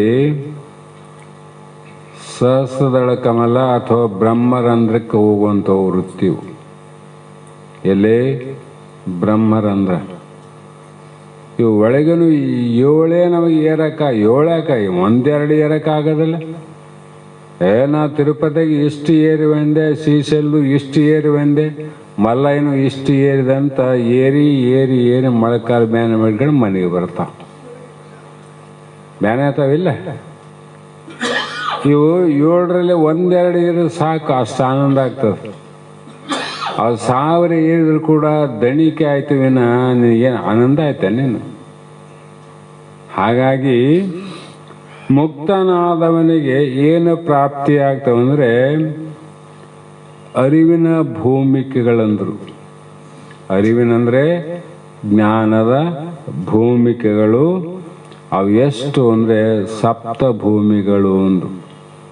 ಮುಕ್ತಂಗೆ ಆ ಅರಿವಿನ ಭೂಮಿಗಳು ಮುಕ್ತಿ ಪಥದಳು ಉಂಟು, ಅವನು ನೆರೆ ಕೇಳು. ಈ ಎಲ್ಲಿ ಬರ್ತಾವ್ರಿ ಅಂದರೆ ತಿರುಪತಿಯಲ್ಲೆಲ್ಲ, ಶ್ರೀಶೈಲೆಲ್ಲ, ಮಲ್ಲಯ್ಯನಲ್ಲೆಲ್ಲ ಇವು ಬರೋವು ಮೋಕ್ಷ ಮಾರ್ಗದಲ್ಲಿ. ಈ ಮೆಟ್ಟಿಲುಗಳಾವಂದ್ರು. ಮೋಕ್ಷ ಮಾರ್ಗ, ಮುಕ್ತಿ ಪಥ ಅಂದರೆ ಮೋಕ್ಷದ ದಾರಿಯಲ್ಲಿ ಭಾವ. ಇವನ್ನ ಏರ್ಲಾರ್ದ ಮೋಕ್ಷ ಆಗ್ತದ, ಏರಬೇಕಂತಾರ ಅವರು. ಹೇಗೆಂದರೆ ಅವುಗಳನ್ನು ನೀನು ನೆರೆ ಕೇಳೊಂದು. ನಾನು ಹೇಳುವನ ರಾಮ, ನೀ ಚೆನ್ನಾಗಿ ಕೇಳು. ಹೇಗೆಂದರೆ ಅನೇಕ ವಿಚಾರದಿಂದ ಕೇಳೋದು ಬೇರೆ, ಏಕಾಗ್ರತೆಯಿಂದ ಕೇಳೋದು ಬೇರೆ. ಏಕಾಗ್ರತೆ ಅಂದರೆ ಮನಸ್ಸು ಅಲ್ಲಿ ಚಲನತ್ವ ಇಲ್ಲದೆ ಮನಸ್ಸು ನಿಂತಿರಬೇಕು, ನಿಂತಾಗ ಹೇಳಬೇಕು. ಮನುಷ್ಯನಿಗೆ ತಿರುಗಾಡುವಾಗ ಹೇಳಿದ್ರೆ ನಡೀತದೆ, ಅದು ಮಕ್ಕಂಡಾಗ ಹೇಳಿದ್ರೆ ನಡೀತದಿಲ್ಲ. ಆದರೆ ಮನಸ್ಸಿಗೆ ಏಕಾಗ್ರತೆ ಇದ್ದಾಗ ಹೇಳಿದರೆ ಅದು ನಡೀತದೆ. ಮನಸ್ಸಿಗೆ ಏಕಾಗ್ರತೆ ಬೇಕಲ್ಲ. ಹಾಗಾಗಿ ವಿರತನು ಮೋಕ್ಷವ ಬಯಸುವುದು ಅದು ಒಂದು. ಒಂದನೇದು ಯಾವುದು? ವಿರತನು ಅಂದ್ರು. ವಿರತನು ಅಂದರೆ ವೈರಾಗ್ಯವಂತನು ಅಂತ ಇಲ್ಲಿ ಹೇಳಿಬಿಟ್ರು ನೋಡ್ರಿ. ಮತ್ತೆ ವೈರಾಗ್ಯ ಇಲ್ಲದೆ ಇದು ವಿರತಿ ಅನ್ನೋದು ವೈರಾಗ್ಯ, ವೈರಾಗ್ಯ ಅಂದ್ರೆ ವಿರತಿ ಅಂತ. ವಿರತಿ ಬಲಿಯಲೇಬೇಕು, ಮಾತಿನ ಹರಿಯ ಬಿಟ್ಟಿರಬೇಕು, ಬಹು ಏಕಾಂತದಲ್ಲಿರಬೇಕು ಅಂತ ದೇವಿ ಚರಿತ್ರೆಯಲ್ಲಿ ಬರೆದ್ರು ಅವರು. ಹೀಗೆ ಆ ಭೂಮಿಕೆಗಳಲ್ಲಿ ನಿನಗೋಸ್ಕರ ಅವುಗಳನ್ನು ಏಕಾಗ್ರ ಚಿತ್ತದಿಂದ ಆಲಿಸು. ಇಹ ಪರ ವಿಷಯಗಳಲ್ಲಿ ದುಃಖವನ್ನು ಕಂಡು,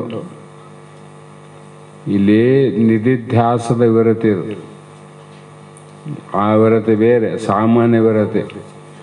ನಿಧಿಧ್ಯಾಸದ ವಿಷಯ ಅಂದರೆ ಇಹ ಪರ, ಇಹಲೋಕದ ಭೋಗವನ್ನ ಛೀ ಅನಿಸಿರ್ಬೇಕು, ಪರಲೋಕದ ಭೋಗ ಥೂ ಅನಿಸಿರ್ಬೇಕು. ಎಷ್ಟು ಮಟ್ಟಿಗೆ ಅಂದರೆ ಅದು ಥೂ ಅನಿಸ್ಬೇಕು, ಇದು ಛೀ ಅನಿಸ್ಬೇಕು. ಅಂದರೆ ಅತ್ಯಂತ ಹೇಸಿಯಾಗಿ ಕಾಣಬೇಕಂತ. ಕಂಡಾಗ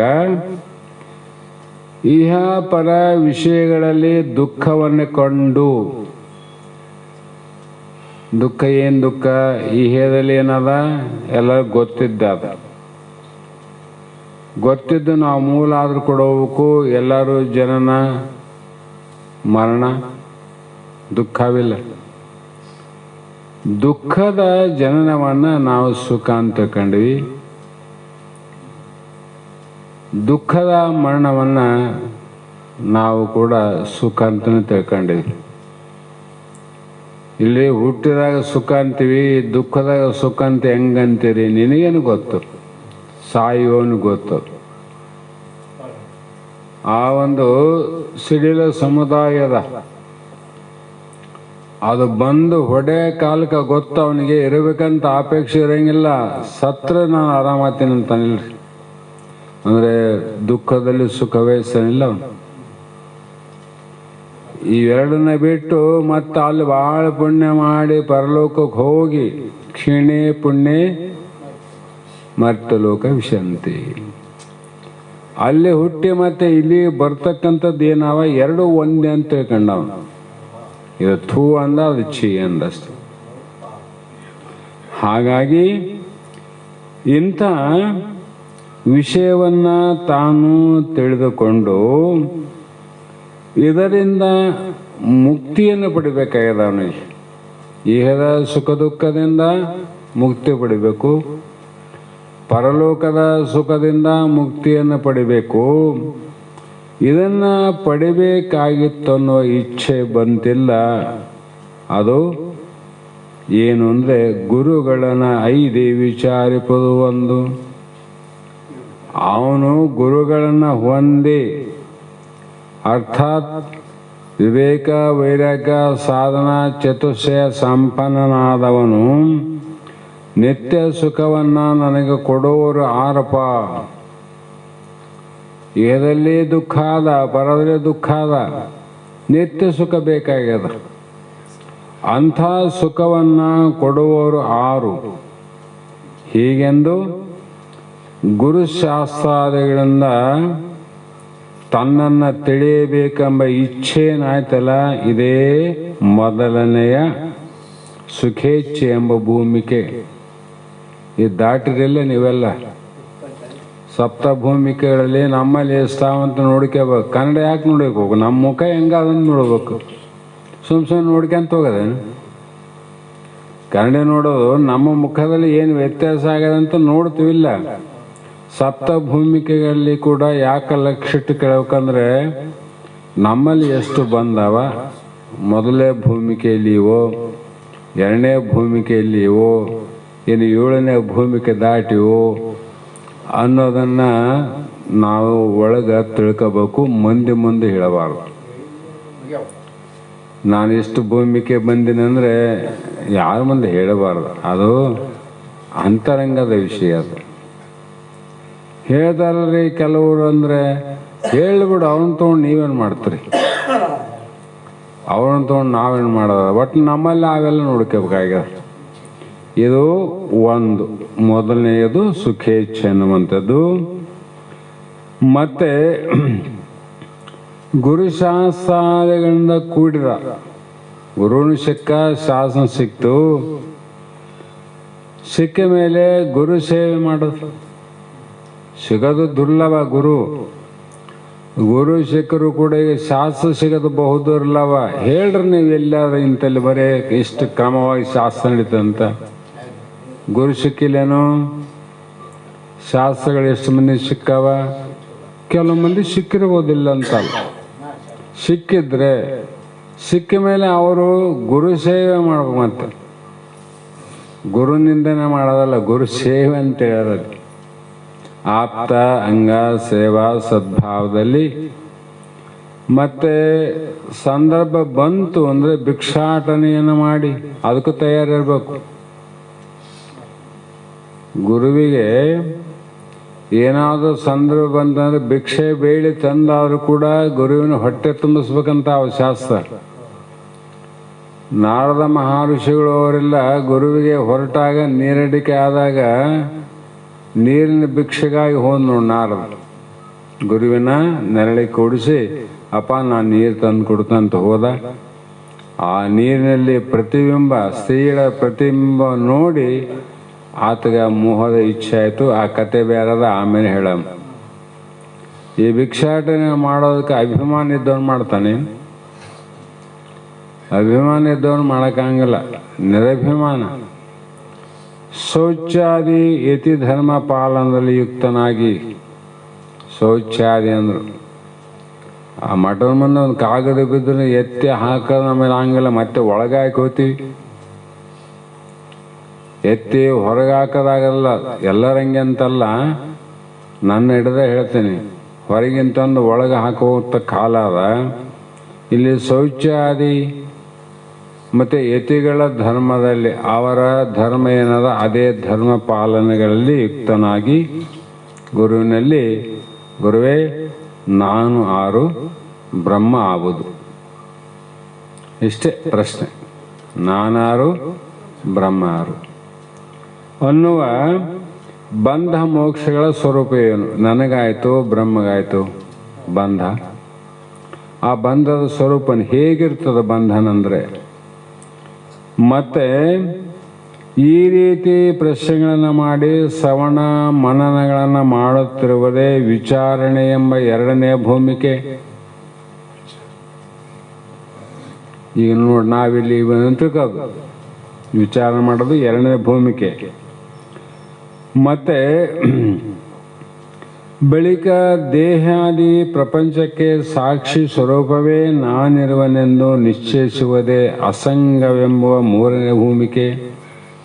ಗುರು ಹೇಳಿದ್ನಲ್ಲ, ಶ್ರವಣ ಮನನ ನಿಧಿದಾಸಂದಾಗಿ ಎಲ್ಲ ಹೇಳಿನಂತ ಅರ್ಥ. ಕೇಳಿದ ಮೇಲೆ ಆ ಸಾಕ್ಷಿ ಸ್ವರೂಪನೇ ನಾನಿರುವನೆಂದು ನಿಶ್ಚಯಿಸುವುದು ಅಂದರೆ ಜಗತ್ತಿಗೆ ನಾನು ಅಸಂಗನಿದ್ದೇನೆ ಅಂದ್ರೆ ಏನು? ದೇಹಕ್ಕೆ ಅಸಂಗನಿದ್ದೇನೆ ಅಂದ್ರೆ ಮೂರನೇದು ಅಸಂಗ ಎಂಬ ಭೂಮಿಕೆ. ಅರ್ಥಾತ್ ಇದನ್ನ ನಿಧಿಧ್ಯಾಸ ಅಂತನೂ ಅಂತಾರೆ. ಶಾಸ್ತ್ರಗಳ ದೃಷ್ಟಿಯಿಂದ ನಿಧಿಧ್ಯಾಸ ಆದವನಿಗೆ ಇದು ಬಂದಿರ್ತದೆ. ವಿಷಯ ಚಿಂತನೆಯಿಂದ ರಹಿತವಾದಂಥ ಶುದ್ಧ ಮನಸ್ಸು ಮಾಯಾ ಕಾರ್ಯಕ್ಕೂ ಅವಸ್ಥಾತ್ರಯಗಳಿಗೂ ಅಧಿಷ್ಠಾನವಾದ ಬ್ರಹ್ಮ ಭಿನ್ನ ಪ್ರತ್ಯಗಾತ್ಮ ಸ್ವರೂಪವೇ ನಾನು ಎಂದು ಚಿಂತಿಸುವುದರಿಂದ ಎಲ್ಲ ವಾಸನೆಗಳು ಲಯವಾಗುತ್ತವೆ. ಇದಕ್ಕೇನಂದ್ರು ನಾಲ್ಕನೇದು ವಾಸನಕ್ಷಯ ಅಂತ. ವಾಸನಕ್ಷಯ ಅಂದ್ರೆ ಅವನಿಗೆ ಹೋಗ್ಯಾರ ದೇಹ ವಾಸನ ಅವಾಗ ನೋಡಿ, ನಾಲ್ಕನೇ ಭೂಮಿಕೆಗೆ ಬಂದವನಿಗೆ ದೇಹ ವಾಸನ ಹೋಗ್ತದೆ. ಹಾಗೆ ಚಿತ್ತು ಹೊಳವರೆಗಿನ ವಿಷಯ ಚಿಂತನ ತತ್ಸಂಸ್ಕಾರ ಇವುಗಳಿಂದ ರಹಿತವಾಗಿ ಸಮಾಧಿ ಪರಿಪಾಕದಿಂದ ಸ್ವರೂಪದಲ್ಲಿ ದೃಢವಾಗಿರಲು ನಿತ್ಯ ಪರೋಕ್ಷ ಬ್ರಹ್ಮಾತ್ಮ ಸ್ವರೂಪಭೂತವಾದ ನಿರತಿಶಯ ಆನಂದವು ಸಾಕ್ಷಾತ್ಕಾರವಾಗುತ್ತದೆ. ಇದಕ್ಕೆ ಆನಂದಿನಿ ಎನ್ನುವ ಐದನೇ ಭೂಮಿಕೆ. ಆನಂದಿನಿ ಎನ್ನುವುದು ಐದನೇ ಭೂಮಿಕೆ. ದೃಶ್ಯ ಪ್ರಪಂಚವೇ ಒಂದು ತೋರದೆ ಆತ್ಮರಾಮನಾಗಿರುವುದೇ ತೂರ್ಯವೆನಿಪ ಆರನೇ ಭೂಮಿಕೆ. ಈ ದೃಶ್ಯ ಪ್ರಪಂಚ ಏನು ಕಾಣಬಾರ್ದು. ಬಸವನಂದ್ರು ಹೇಳ್ತಿದ್ರು, ತಮ್ಮ ಇದು ಆರನೇ ಭೂಮಿಕೆ ಹೇಗೆ ಅಂದರೆ, ಹಿಂಗೆ ನೋಡ್ತಾನಲ್ಲ ಒಂದು 3, 4, 5 ನಿಮಿಷ ಅದೇನು ಆಲಯ ನಿಲ್ಲಿಸಿ ನೀ ನೋಡುವಂತಾದಲ್ಲ. ರೆಪ್ಪೆ ಬಡಿಲಾರ್ದಂಗೆ ಹಿಂಗೆ ನೋಡ್ತಾ ಹೋದರೆ ಆ ಮೊದಲು ನೋಡಿದ ವಸ್ತುಗಳು ಎಲ್ಲ ಅಲ್ಲಿದ್ದರೂ ಕೂಡ ಅವು ಯಾವ ನಮಗೆ ಕಾಣಬಾರ್ದು. ಇದು ತೂರಿ ಅವಸ್ಥೆ ಸಾಮಾನ್ಯ ಅಲ್ಲಿವು. ಆ ವೃತ್ತಿ ಬಂದಿತ್ತು ಅಂದರೆ ಇದು ತೂರ್ಯವನೆಪ ಆರನೇ ಭೂಮಿಕೆ. ಈ ಭೂಮಿಕೆ ಬಂತಿಲ್ಲ, ಮುಗಿತು. ಇನ್ನು ಕೇವಲ ಸ್ವರೂಪ ಸ್ಥಿತಿಯಿಂದ ಇರುವುದೇ ತೂರ್ಯಾತೀತ. ಅದು ನಿದ್ದೆ ಬಂದವರಿಗೆ ತೂಕಡಿಕೆ ಬಂದಂಗೆ, ತೂಕಡಿಕೆ ಬಂದವ್ರಿಗೆ ನಿದ್ದೆ ಬಂದಂಗೆ. ಆ ಕುಂತಲ್ಲೇ ಹಿಂಗಂದ್ರೆ ಅಲ್ಲಪ್ಪ ಸರಿ ಮಾಡಮ್ಮ ನಿದ್ದೆ ಬಂದದನ್ನು ಮಲಗ್ರಿ ಅಂತ್ರಿಲ್ಲಿ. ನನಗೆ ನಿದ್ದೆ ಬಂದ್ರೆ ನಿಮ್ಗೆ ಹೆಂಗೆ ಗೊತ್ತಾಯ್ತು? ತೂಕಡಿಕೆಯಿಂದನೇ ಗೊತ್ತಾಯ್ತಲ್ಲ. ಅದರಂತೆ ನಮ್ಮ ಭೂಮಿಕೆಯ ಸ್ವರೂಪ ಸ್ಥಿತಿಯಿಂದಲೇ ಗೊತ್ತಾಗ್ತದೆ ನಮಗೆ ಎಲ್ಲಿಗೆ ಬಂದೀವಿ. ಸುಖೇಚ್ಛ ಸುವಿಚಾರ ಆನಂದಿನಿ ಅಂತ ಏನು ಹೇಳ್ಕೊಂತ ಬಂದರು. ಹೀಗೆ ಇವೇ ಸಪ್ತ ಭೂಮಿಕೆಗಳು. ಇವುಗಳನ್ನು ಚೆನ್ನಾಗಿ ತಿಳಿದುಕೊಂಡು ಮುಕ್ತಿ ಮಾರ್ಗದಲ್ಲಿ ಇರು. ಚೆನ್ನಾಗಿ ತಿಳ್ಕೊಂಡು ಅದೇ ಮಾರ್ಗದಲ್ಲಿ ನೀರು ಮತ್ತೆ ಬೇರೆ ಮಾರ್ಗಕ್ಕೆ ಹೋದ್ರೆ ಗತಿ ಏನು ಅಂದ್ರೆ ಏನರ್ಥ? ವೇದಾಂತದ ಮತವನ್ನು ಬಿಟ್ಟು ಬೇರೆ ಮತದ ಕಡೆ ಹೋಗಬೇಡ. ಹೋದ್ರೆ ದಾರಿ ತಪ್ಪಿದಂತ ಅರ್ಥ ಇಲ್ಲ. ಹಾಗಾಗಿ ಇಂತಹ ತಿಳಿದುಕೊಂಡು ಮುಕ್ತಿಯ ಮಾರ್ಗದಲ್ಲಿ ಇರು. ಮುಕ್ತಿಯನ್ನು ಕೊಡ್ತಕ್ಕಂಥ ಮಾರ್ಗ ಯಾವುದು? ವೇದಾಂತಿಗಳ ಮಾರ್ಗ. ಅಲ್ಲಿ ಇರಿ ಎಂದು ಸದ್ಗುರುವರನು ಉಪದೇಶಿಸುವನಂತವನಾಗುವನು ಅಂತ ಇಲ್ಲಿ ಹೇಳ್ತಾ ಬಂದರು. ಅದು ಕೊನೆಯದು ನಾಳೆ ಸ್ವಲ್ಪ ವಿಚಾರ ಮಾಡಿ 7ನೇ ಗತಿಗೆ ನಾವು ನೀವು ಪ್ರವೇಶ ಮಾಡೋಣ ಅನ್ನುವಂಥ ಮಾತನ್ನು ಹೇಳ್ತಾ, ಇವು ವಿಚಿತ್ರ ಆಗ್ತಾವ. ನೀವು ನಂಬುತ್ತರೋ ನೀವು ನಂಬೋದಿಲ್ಲೋ, ನೀವು ನಂಬಿದ್ರು ಅಷ್ಟೇ ನಂಬದಿದ್ರು ಅಷ್ಟೇ. ಕೆಲವು ವ್ಯಕ್ತಿಗಳಲ್ಲಿ ಏನೇನು ಘಟನೆ ಆಗ್ತಾವಂತ ನಾವು ಯಾವುದನ್ನ ಊರಿಗೆ ಹೋದ್ರೆ ಅಲ್ಲಿ ಹಿರಿಯರ ಜೊತೆ ಅವ್ರ ಸಂಸಾರ ಅಥವಾ ನಮ್ಮ ಸಂಸಾರ ಅವರೆಲ್ಲ ಮಾತಾಡಿದ್ರಾಗ ನಮ್ಮ ಸಮಸ್ಯೆ ಬಿಡ್ತಾವೆ. ಊರನ್ನು ಬಿಟ್ಟಿರ್ತೀವಿ, ಅಲ್ಲಿ ಘಟನೆಗಳು ಏನೇನು ಆದವು ಮಹಾತ್ಮರಂತ ತಿಳ್ಕೊಂಡ್ರೆ ಒಂದೊಂದು ಗಮನಕ್ಕೆ ಬರ್ತಾವ. ಮೊನ್ನೆ ನಾ ಹೇಳಿದ್ನಲ್ಲ, ಅಲ್ಲಿ ಸಿದ್ದಪ್ಪ ಮರ್ತಾರಲ್ಲ ಗ್ರಂಥ ಕೊಟ್ಟದ್ದು, ಅದು ಆ ಊರವರಿಗೆ ಗೊತ್ತಿಲ್ಲ. 86 ವರ್ಷದ ಯಜಮಾನನ ಊರವರಿಗೆ ಬಾಯ್ಬಿಟ್ಟು ಹೇಳಿದ. ಅದು ಸಾಮಾನ್ಯ ಘಟನೆ ಇಲ್ಲ.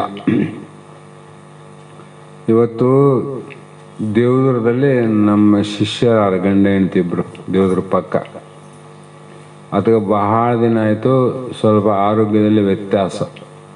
ಮೊದಲು ಜೋಮ್ ಬಂದಂಗಾಯಿತು, ಮತ್ತು ಇನ್ನೂ ಏನೇನು ಆಗಿ ಭಾಳ ಕಡೆ ಓಡಾಡಿ ತೋರಿಸಿ ಎಲ್ಲ ಮಾಡಿದ. ಏನು ಆತಗೆ ಅನುಕೂಲ ಆಗಲಿಲ್ಲ. ಕೊನೆಗೆ ರಾಯಚೂರಲ್ಲಿ ಕೆಲವು ಡಾಕ್ಟ್ರುಗಳಿಗೆ ನಾವು ಗೊತ್ತಿದ್ದವ್ರಿಗೆ ಹೇಳಿದ್ವಿ, ಹಿಂಗೆಲ್ಲ ಪರಿಸ್ಥಿತಿ ಇದೆ, ಭಾಳ ಕಷ್ಟದಲ್ಲಿದ್ದಾರೆ, ಏನನ್ನ ನೋಡ್ರಿ ಅಂದಾಗ, ಆಯ್ತು ಗುರುಗಳೇ ಕಳಿಸ್ರಿ, ನಮ್ಮ ಕಡೆಯಿಂದ ಎಷ್ಟು ಸಹಾಯ ಆಗ್ತದೆ ಅದು ಮಾಡ್ತು ಅಂತ ಹೇಳಿದ್ರು. 2 ತಿಂಗಳ ಹಿಂದೆ ಅಡ್ಮಿಟ್ ಆಗಿ ಆಪ್ರೇಷನ್ ಆಗ್ಯದ. ಆಪ್ರೇಷನ್ ಮಾಡೋ ದಿವಸ ಆಯಮ್ಮ ಇಲ್ಲಿ ಬಂದು ಆತಗೆ ನಡೆಯಕ್ಕೆ ಬರೋಂಗಿಲ್ಲ ಪಾಪ.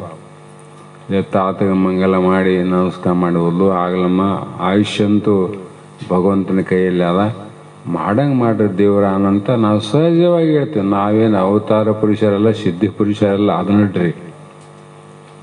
ಇದು ಆಪರೇಷನ್ ಆದಮೇಲೆ 2 ಸಲ ಫೋನ್ ಮಾಡೋದಪ್ಪ ನಿಮ್ಮನ್ನು ಭೇಟಿ ಆಗ್ಬೇಕಂತ ಮನಸ್ಸಾಗ್ಯದ, ಭೇಟಿ ಆಗ್ಬೇಕಂತ ಆಗ್ಯದ. ಎಲ್ಲ ಆದಮೇಲೆ ಭೇಟಿ ಆಗು, ಈ ಪರಿಸ್ಥಿತಿಯಲ್ಲಿ ಆಗಲ್ಲ, ನಾನೇ ಆ ಕಡೆ ಬಂದರೆ ಭೇಟಿ ಆಗ್ತಂತ ಹೇಳಿದ್ದೆ. ಆದರೂ ಕೂಡ ಇವತ್ತು ರಾಯಚೂರಿಗೆ ಬಂದು ಅಲ್ಲಿಂದ ಕಾರ್ ತೊಗೊಂಡು ಬಂದರು. ಕಾರ್ನಾಗ ಇಳಿಬೇಕಾದ್ರೆ ವೀಲ್ ಚೇರ್ನಾಗ ಇಳಿಬೇಕು, ವೀಲ್ ಚೇರೇ ಕಾರ್ನಾಗ ಹೋಗ್ಬೇಕು ಅಂಥ ಪರಿಸ್ಥಿತಿ. ನಾವು ಹನುಮಂತವ್ರು ಆಗೋಲ್ಲ ಇದ್ದೀವಿ, ಒಳಗೆ ಕರ್ಕೊಂಬಂದೀವಿ. ಇಲ್ಲಪ್ಪ ಭೇಟಿ ಆಗ್ಬೇಕಂತಿತ್ತು, ಬಂದೆ, ಭಾಳ ಚಲೋ ಆಯ್ತು ಅಂದ. ಆಯ್ತಪ್ಪ ಆರಾಮ್ ಮಾಡಂತ ಹೇಳಿದ್ವಿ. ಅಪ್ಪ ನೀನು ಸುಳ್ಳು ಹೇಳಿದ್ರೆ ಕೇಳ್ತಿದ್ದಿ, ಕರೆ ಹೇಳಿದ್ರೆ ಕೇಳ್ತಿದ್ದಿ, ನನಗೆ ಆದ ಘಟನೆಯನ್ನು ನಿಮ್ಮ ಮುಂದೆ ಹೇಳ್ತನಂದ. ಹೇಳಪ್ಪ ಅಂದೆ. ನಾವು ಯಾರೇನೇನು ಹೇಳ್ರಿ ಅಂತೀವಿ. ಮೊದಲು 4 ದಿನ ಹಿಂದಗಡೆ ಯಾವ ಮಲಗಿದಂಥ ಸಂದರ್ಭದಲ್ಲಿ ಒಬ್ಬ ಚಿಕ್ಕವನು, ಒಬ್ಬ ಬಹಳ ಯಮದೂತನ ಆಕಾರದಲ್ಲಿ ಇಬ್ಬರು ಬಡಿಗೆ ತಗೊಂಡು ಬಂದ್ರಂತ. ಬಂದರೆ ಯಾರು ನೀವು ಯಾಕೆ ಬಂದ್ರಿ ಅಂತ ಕೇಳಿದ್ರೆ, ಇಲ್ಲ ನಿನ್ನ ಮುಗ್ದದ ಕರ್ಕೊಂಡು ಹೋಗಕ್ಕೆ ಬಂದಿವಂದ್ರಂತ ಅವ್ರು. ಆತ ಅಲ್ಲವ ನನ್ನ ಕರ್ಕೊಂಡು ಹೋಗ್ಬೇಕಾದ್ರೆ ನಂದು 60 ವರ್ಷ ಆದ, ಅದಕ್ಕೆ ಕರ್ಕೊಂಡು ಹೋಗಿ ಬಂದೀವಿ, ನಿಂದು ಮುಗಿತಂದ್ರಂತ.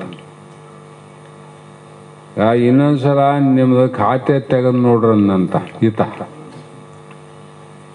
ಯಾಕಂತ ಕೇಳಿದ್ರಂತ ಅವರು.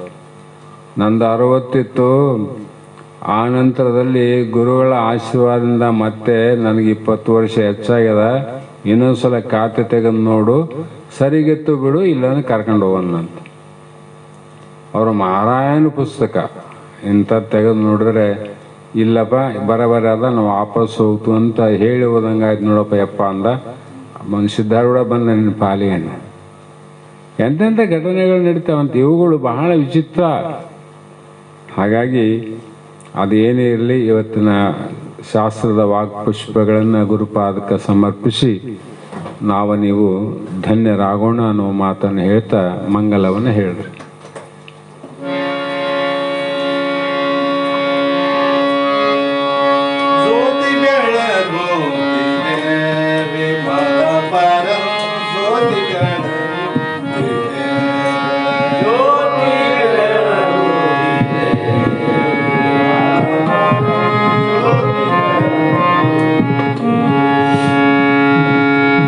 ಬೆಳಗುತ್ತಿದೆ ವಿಮಲ ಪರಂ, ಜ್ಯೋತಿ ಬೆಳಗುತ್ತಿದೆ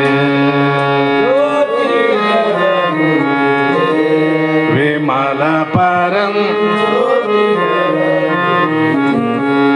ಮಾತು ಮನಂಗಾಳಿಂದ ತತ್ತ ಮೀರಿದ ಸಾತಿಸೆಯದ ನಿರೋಪಾದಿಕ ನಿರ್ಮಲ ಜ್ಯೋತಿ ಬೆಳಗುತ್ತಿದೆ ವಿಮಲ ಪರಂ, ಜ್ಯೋತಿ ಬೆಳಗುತ್ತಿದೆ.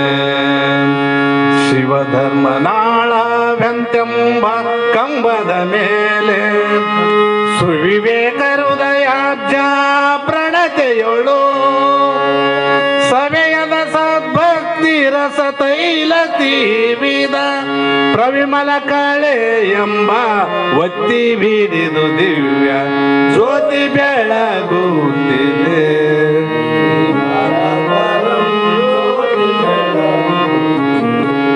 ಮುಸಕಿದ ವಿಷಯ ಪತಂಗ ಬಿದ್ದುರುಳಿತ ತಾಮಸ ಬುದ್ಧಿ ಎಂಬ ಕತ್ತಲೆ ಅಳಿಯೇ ಮಸಗಿಸು ಜ್ಞಾನವೆಂತೆಂಬ ಮಹಾಪ್ರಭೆ ಪಸರಿಸಿ ಮಾಯಾ ಕಾಳಿಕೆ ಪೊರ್ದದನುಪಮ ಜ್ಯೋತಿ ಬೆಳಗುತ್ತಿದೆ ವಿಮಲ ಪರಂ, ಜ್ಯೋತಿ ಬೆಳಗುತ್ತಿದೆ. ಪ್ರಣವಾಕಾರದ ಗುಣ ಮೂರು ಮುಟ್ಟದೆ, ಪ್ರಣವಾಕಾರದ ಗುಣ ಮೂರು ಮುಟ್ಟದೆ, ಪ್ರಣವಾಕಾರದ ಗುಣ ಮೂರು ಮುಟ್ಟದೆ ಗಣನಿಗೆ ತೀರ್ಥಾರ್ಥವನೆ ತೋರುವ ಅಣು ಮಾತ್ರ ಚಲನೆ ಬಿಲ್ಲದ ಮೋಕ್ಷ ಚಿಂತಾ ಮಣಿಯನಿಸುವ ಶಂಭುಲಿಂಗವೇ ತಾನಾದ ಜ್ಯೋತಿ ಬೆಳಗುತ್ತಿದೆ ವಿಮಲ ಪರಂ, ಜ್ಯೋತಿ ಬೆಳಗುತ್ತಿದೆ ವಿಮಲ ಪರಂ, ಜ್ಯೋತಿ ಬೆಳಗುತ್ತಿದೆ. ಶ್ರೀಮದ್ ಜಗದ್ಗುರು सिद्धारूढ़ स्वामी महाराज की, श्री सद्गुरु शिवपुत्र स्वामी महाराज की, श्री सद्गुरु बसवा